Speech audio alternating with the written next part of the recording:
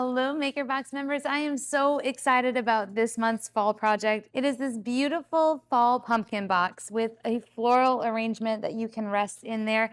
This is so versatile and fun. You could put it on a sofa table, on a table, or just decorate your kitchen with it. But either way, we're going to dive in and show you step by step how to create this beautiful box. All right, so for the first step that you're going to do is we're just going to open up our package here. And I'm going to put all of the pumpkin items aside. So I'm just going to work with the box right now. So all of these decorative pieces, go ahead and put those to the side. We're going to keep the two decorative edges, the bottom and the box sides. So the first thing that I'm going to do is paint all of these brown. So I'm going to grab my brown and I'm going to use my yellow sponge. I'm going to dip into there. And going with the green, just go ahead and cover everything in brown. Now, because this is a box and you're going to see everything from all sides, we do want to do both sides of all of these pieces. So when I get one side, I'm going to put it to the side, and then I'll go ahead and work on my next sides while that dries before I flip it over. When I get to these intricates, you can use a white sponge if you're having problems with it going in. I'm just keeping just the tiniest bit of paint on my sponge and moving pretty quickly. I want this to go on like a stain. So you'll see we didn't give you a whole lot of brown because you don't need to coat this really solid. If you put this on light, it's going to go on like a stain, or you can even use a baby wipe, and that's going to give you a really great stain look as well.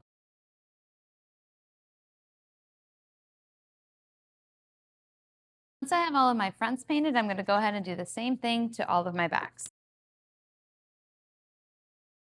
You're going to see because of the laser, you will have some darker sides. This is going on the inside of the box, so it doesn't really matter. You're not going to really see it, but feel free to cover those up as much as you would like.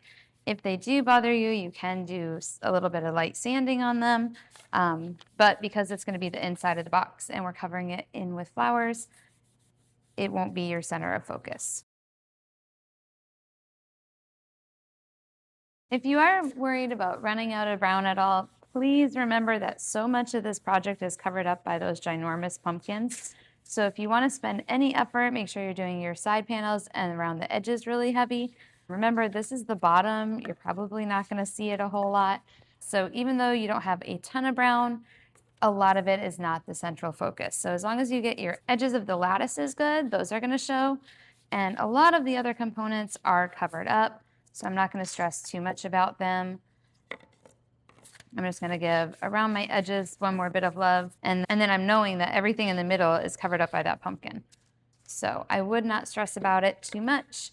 It's really just an outline, so you can just cover around the edges if you'd like. You don't even have to do the middle, but I like to do things entirely. All right, so now I'm going to clean my hands up, and before I go into doing my decorative parts, I'm going to assemble the box before it gets too heavy. So this is a little bit of tricky. Sometimes if you have an extra person to be your set of hands, it can be helpful. I'm going to add my two sides on first. So I'm going to run a little bead of glue here and a little bead of glue here. Okay, and you can use the wood glue included in your kit. So now I'm going to take this and assemble it here, and take this and assemble it here. Okay, so this is the tricky part. Okay, then I'm going to take very carefully a little bead of glue here along that edge, and I'm going to dab just a little bit on these. Now you can see I'm even shaking a little bit. This is actually probably easier with the paintbrush than the way that I'm doing it. But now that I have the glue, I can take it and put it into these holes like so. And once you get that part locked in, it's going to be a lot easier. Now I'm going to put a little bit of glue on all of these brackets. And this is just going to help it have a lot more stability in its assembly. All right, so now I'm going to pop this one on, and it's just gonna take a little bit of wiggling and finesse until you see it click into place there. Once you have this, this can go off to the side and dry. And now we can work on our fun parts of our happy fall. All right, it's time for our front parts. Now there's a lot of little pieces to this. And so one of the things I love to do is just take a piece of painter's tape and roll those edges. And then that way I can just kind of pin those pieces down. So I'm just gonna create a couple sections here. And then I'm gonna group my pieces by what I'm gonna paint them. So I'm gonna put my happy falls, I'm gonna put my leaves all together. And since I'm doing everything double, it makes it really easy. Now, there are these two pieces. They do go on the pumpkin if you want to have them as extra. For me, I felt like they were a little bit cumbersome, and so I did not include them in my example, but they were on the file, so we gave them to you if you want to add some extra pizzazz. All right, so the first thing that I'm gonna do is I will go back to opening my brown paint, and I'm going to dip in there, unload, and I'm just gonna lightly hop over the happy falls.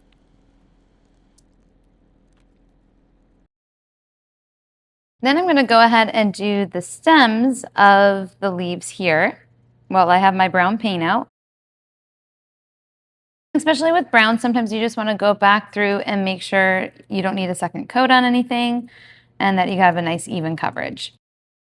Once I'm through with that part, I'm gonna go ahead and open up my yellow and my orange.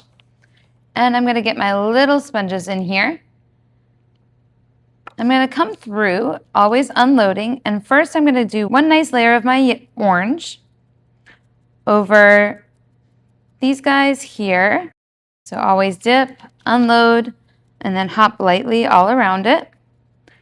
So I'm really just acting as this is my first base coat. All right, so now that I have my first coat of orange on these, I'm gonna go ahead and do my orange on all of my big leaves here. Now I do wanna do this part yellow, so I'm just gonna come up to it as close as I can without going over. So this is where I am using the tip of my brush, or my sponge rather.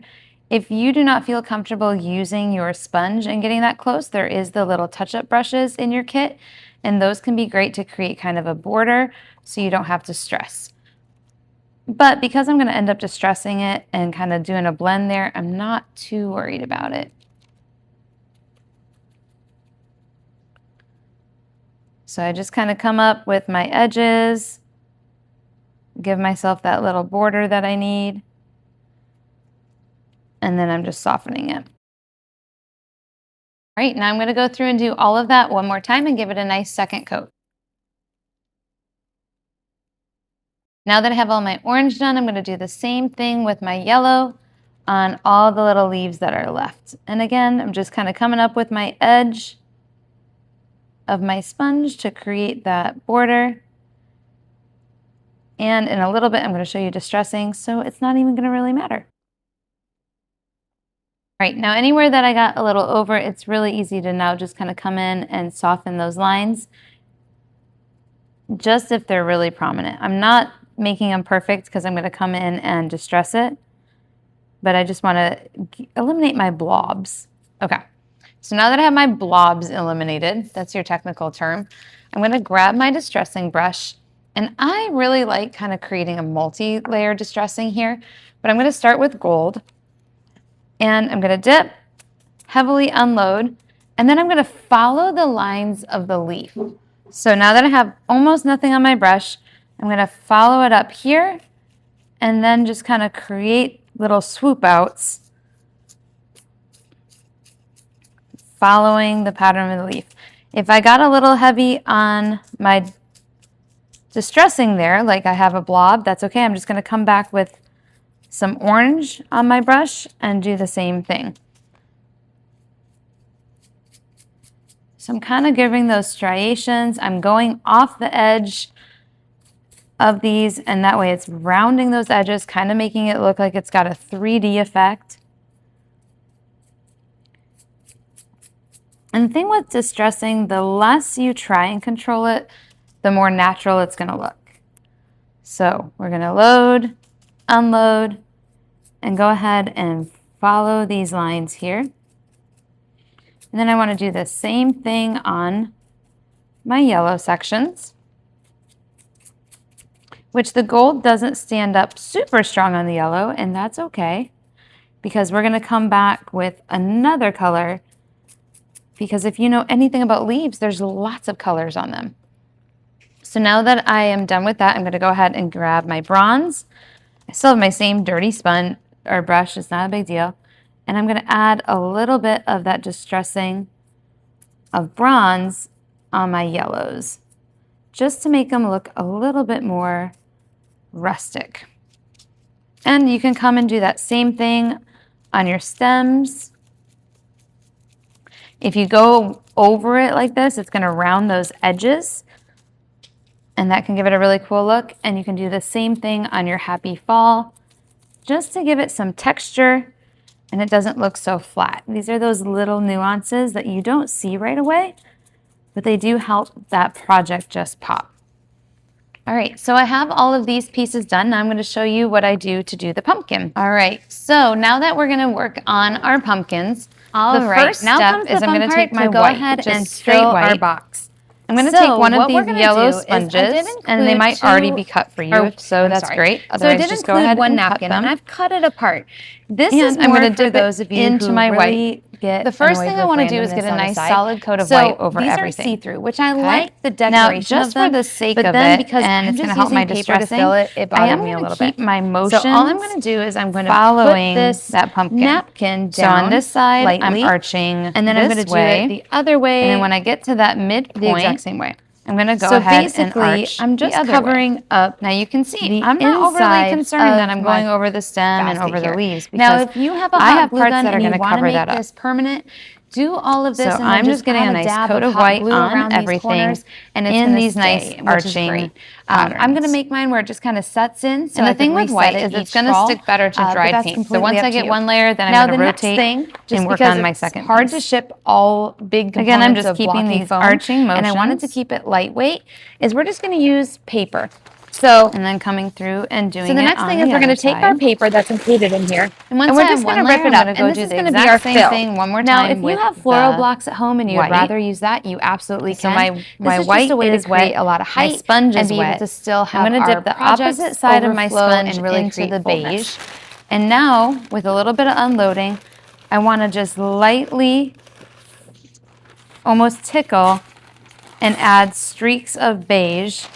Really focusing around where those score lines are, because that's going to help once I have that first base in there. So I want to show you. I'm just going to go ahead and take my last little bit of paper here. Go ahead and do the same thing. Again, this works best if your paint is a little wet. So on my second one here, I'm going to first do my white. So this is how I have it looked. Following those lines again, arranging, I always try to remember that the other way when I get to the midpoint, and then thrill. Okay. So the first thing I've kind of filled, and now I want to fill with my greenery. Rotate my sponge. So we've taken all of these greenery pieces and we've already cut them up. So unload it. First start following those around the edges of here, picking and pulling up at the same time. I want it to be an inconsistent swipe. And when I get to the middle, I can kind of go both ways here.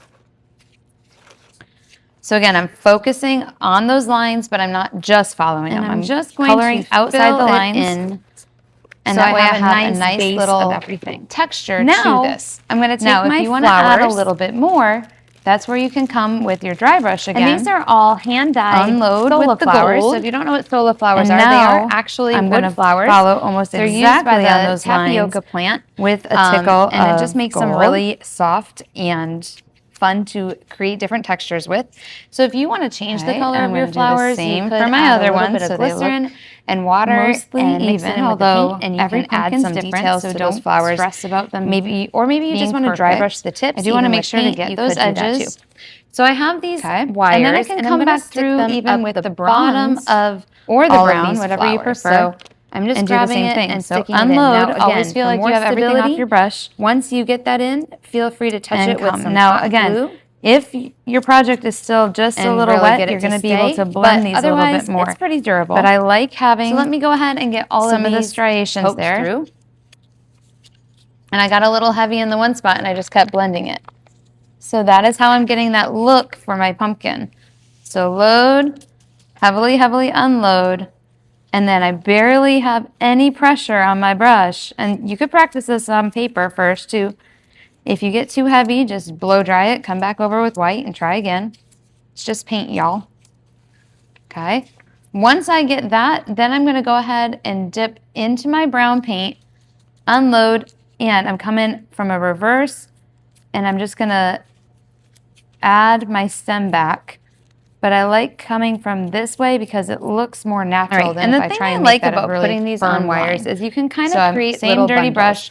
So once I have two that I starting where that stem is, twist them around, and then I can building those distressing where I want motions until you like the darkness of your stem. Use that wire. Again, I don't have to worry about any of these curlicues because the basket a little bit. My pieces are going to cover them up. Now again, this is where if you hot glue this in, once you get them the way that you like them, now we just have to glue all of our leaves. If you want to just be able to change out your display each time, these little wires will easily and you can use your wood glue, or if you have Starbond or any other super glue that works. Nice. Remember when we're gluing, always kind of unload it before you line it up without so you don't really end up having to overages. So you can see, and then I always grab my edges just to make sure they're in a line before my glue dries. Arrangement.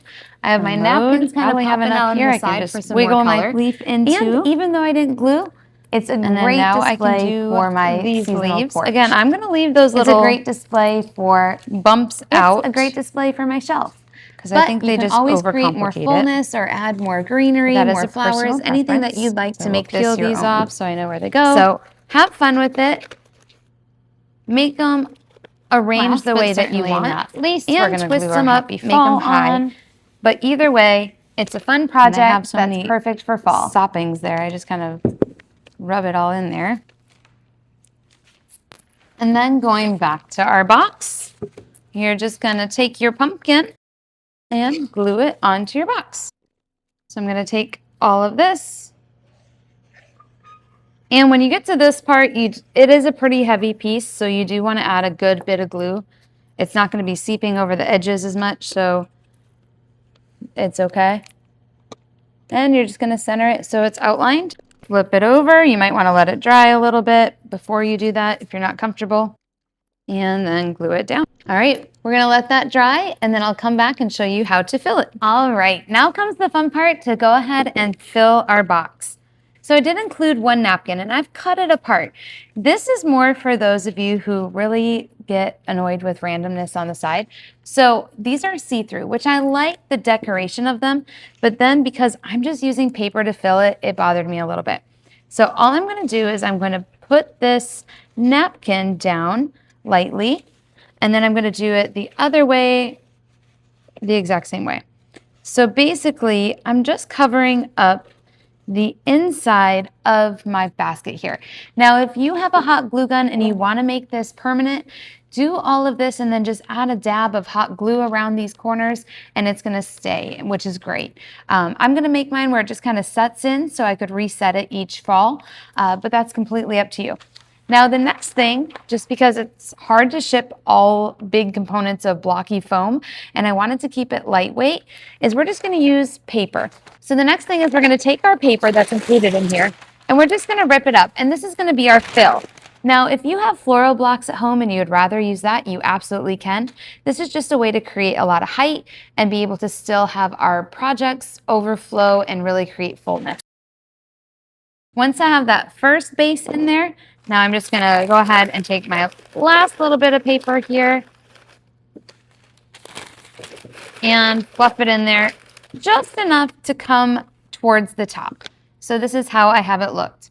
Now when I'm doing floral arranging, I always try and remember that I'm going to fill, spill, and then thrill, okay? So the first thing I've kind of filled, and now I want to fill with my greenery. So we've taken all of these greenery pieces and we've already cut them up. So I first start by going around the edges of here. And I'm just going to fill it in so I have a nice base of everything.